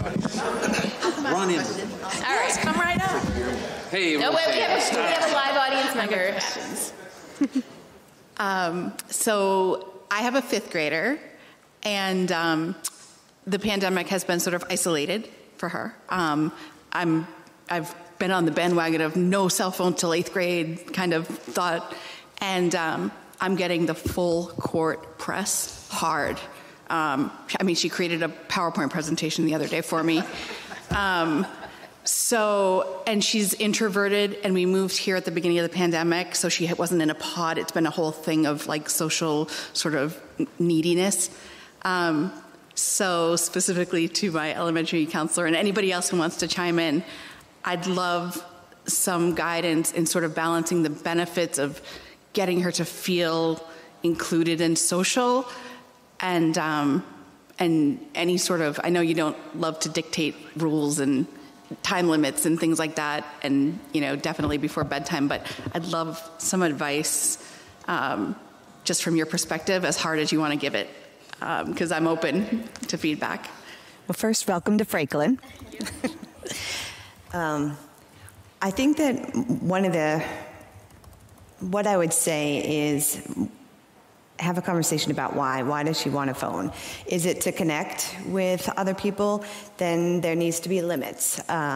It is hard because as a parent, I almost intentionally didn't answer the what if they're on too long part of the second question, because it's hard. As a parent, it's hard to set limits when you know that they're thinking about what everyone else is doing. As a parent, we have to make those hard decisions. I think that it's not a bad thing for them to have a phone. My rule was always middle school, because that's the first time that they're not going to be with an adult all the time. But I'm seeing the average age now is 10, which is 4th grade, for children to have cell phones. I'm sure you've done your research as well. But I think if you can set it up with limits, guidance, with the policy of whenever I want, I can take your phone and take a look at it. There's actually a relief in the children when they know we look, even though they won't admit it, because they have a hard time letting us know when there's difficult things or topics or comments being made. So sometimes I think that the social media can prompt some really good family questions as well. I don't know if that answers, but it's a if I guidance. can add for a second, one of the resources that will be referenced later, and you might already know of this one, is the Wait for 8th campaign. It's a website that's linked, and you'll have access to it later, but they talk a lot about waiting until 8th grade for a cell phone, but then also talk about other ways, like maybe it's not a smartphone, or other loopholes, I guess, that might help your daughter feel placated a little bit, but still give you the security, so it's something worth checking out. And I also just want to, is this on? Hello? I was silenced. What do you call it? Also, I think it's one of the tips on there. I think when I was first getting introduced to social media, I didn't have anyone to really guide me on how to be sort of self-aware. So I think if you do make the decision to collectively and as a partnership to involve social media, I think I would highlight a benefit of that is you get to engage in teachable moments with your child. You get to guide them in, okay, so what are we going to follow, and why are we following this? Okay, so you've been following this account for a little bit. What did you learn anything? Is there anything what is the reason that you're following this account, and what is the value that it's providing? How is it enriching the relationship that you have with people in real life?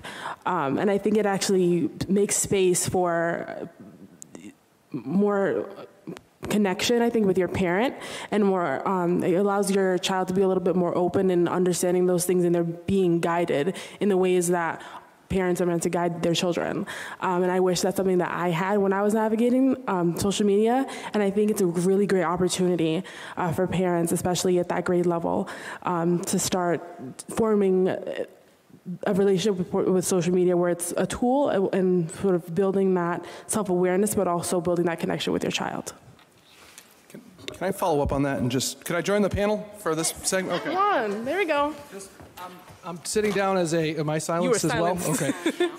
I'm sitting down as a parent of a 6th grader and an 8th grader, and I will tell you my experience. This is like parent, not assistant superintendent. It's difficult and it's hard. And it's hard my suggestion would be to tell like a junior in high school that you're now going to start putting regulations on a phone where they hadn't had those regulations since 5th grade would be insurmountable. And I think it would cause a lot of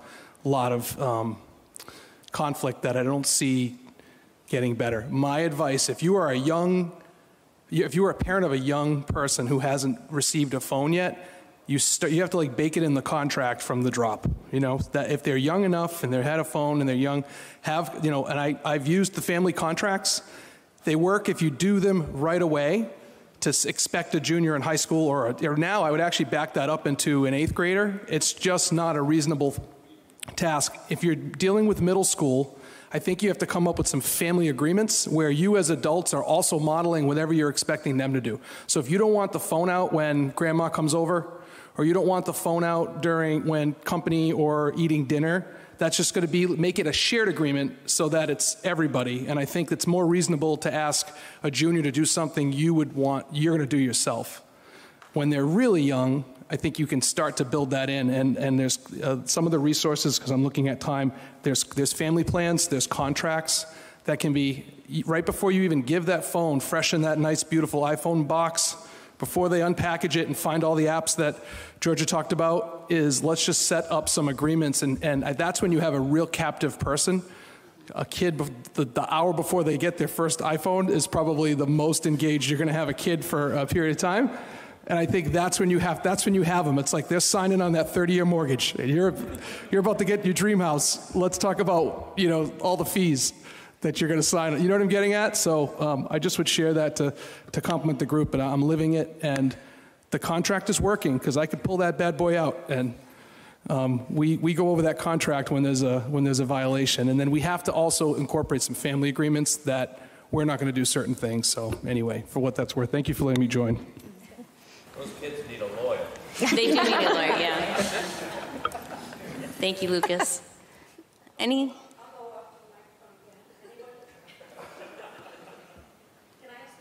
Of course. Okay. I was thinking about this, listening to the speakers, and Jen, following up on what you said. I just had a question, stepping back sort of from a community perspective. One of the things I think about a lot are the kids. Parents are working. We've got kids out of school at 2 o'clock in the afternoon, starting from middle school on, hours of time when they're socially isolated. They have phones, and we have the addiction issue with the phones. It's very, very difficult. Never mind when there are people around watching them, but when they're home alone, my question is sort of from a community perspective, do you think that there's more that we can do as a community to come together to provide sort of all kinds of activities for kids to do after school to keep them, to substitute phone use for something that's going to engage them, something that's going to replace the addiction. And I didn't know if your thoughts about a community coming together, like we got the Y and we've got REC and we've got SAFE and we got the Senior Center coming together to say, how do we come together? I just wonder if that's something that we could pursue or think about, or just I don't know. Yeah, so I can kind of take that first. So yes, awesome question. And definitely the pandemic, from a SAFE perspective, created an opportunity for us to really look at the programming that we had and what do we need to create more of to meet the needs of the community. Because we're all in positions where, depending on what's happening in the world, we have to shift the ways that we thought we may need to do the work. So for us at SAFE, we really recognize that a lot of programs that kids were involved in after school either don't exist, transportation has been cut, parents have new hours at jobs where they maybe previously were able to provide transportation and now cannot, or there's just a different afternoon activity that someone wants to take part of, like substance use or spending time on social media, that may not be most helpful, that will take them off of their course, off of their track for future successes. And so we have been trying to provide alternative holistic therapies at SAFE in the afternoons. So we have yoga, we have drumming, we have karate coming up. We really want to create a youth drop-in center and partner with other public transportation organizations in the community, which is something that we're working on. So in lieu of a late bus at some schools, there could be a public transportation opportunity that for a very low to no fee, students could hop on that type of transportation and come over to the SAFE office until 4:30 or 5 and be able to get a ride back home. And so if you had asked us that 2.5 years ago, that never would have been something that we were thinking of. Maybe we would have thought about having substance use classes in the afternoon, but never having this like open drop-in center with activities and guest speakers and local folks in their 20s who are in recovery to be role models for these kids. It's just not where we were, but this is where we are now. And so with our opportunities to create community partnerships, to think outside the box, to listen to our middle schoolers and high schoolers as to what their needs are, and really be dedicated to creating opportunities for growth for our community members is something that I think we try and strive to do every day, and we continue to lean into. Great.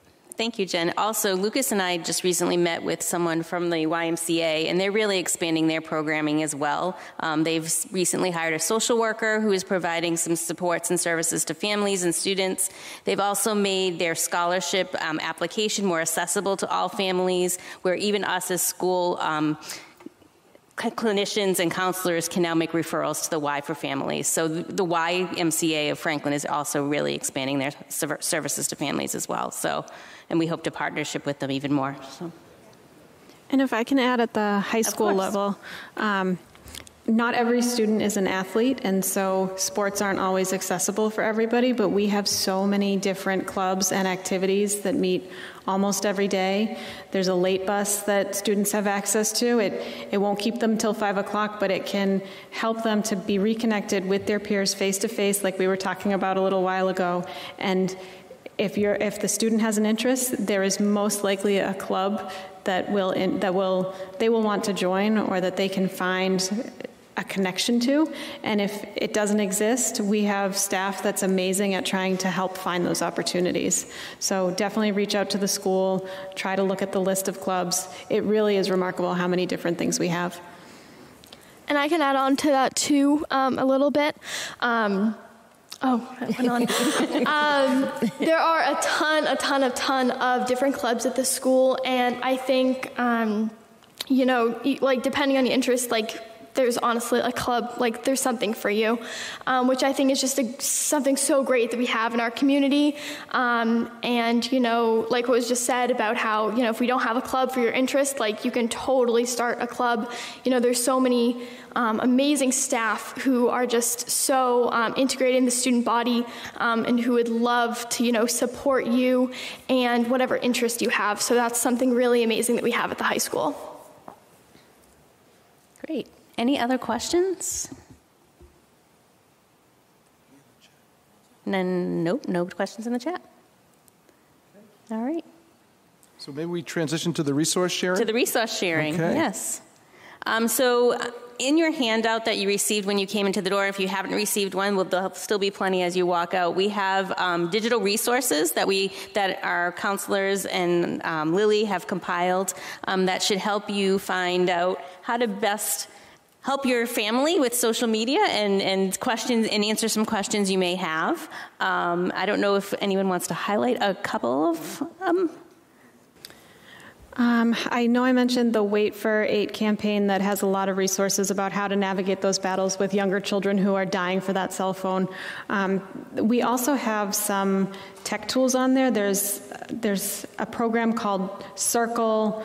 There's different things through Google that can help you put in some of those guardrails and safety controls with cell phones, specifically probably more for middle or elementary, where you can shut it off at certain times, where you can make sure that you're able to monitor what they're doing. It definitely gives a lot more transparency and makes it easier than trying to wrestle the phone out of their hand. So definitely pay attention to those. There's some books that are highlighted in there. There are a bunch of articles. What am I missing? Good people to follow, social media people to follow, where we have good social media, positive. So we thank you all for coming tonight.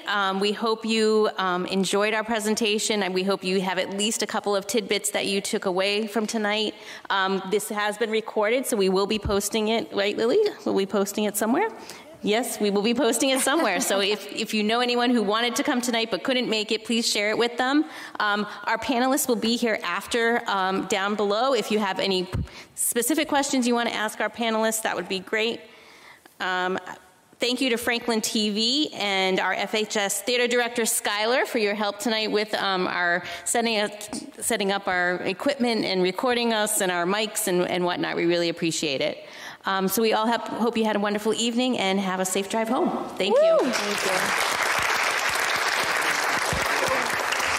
Good job, girl. You did awesome.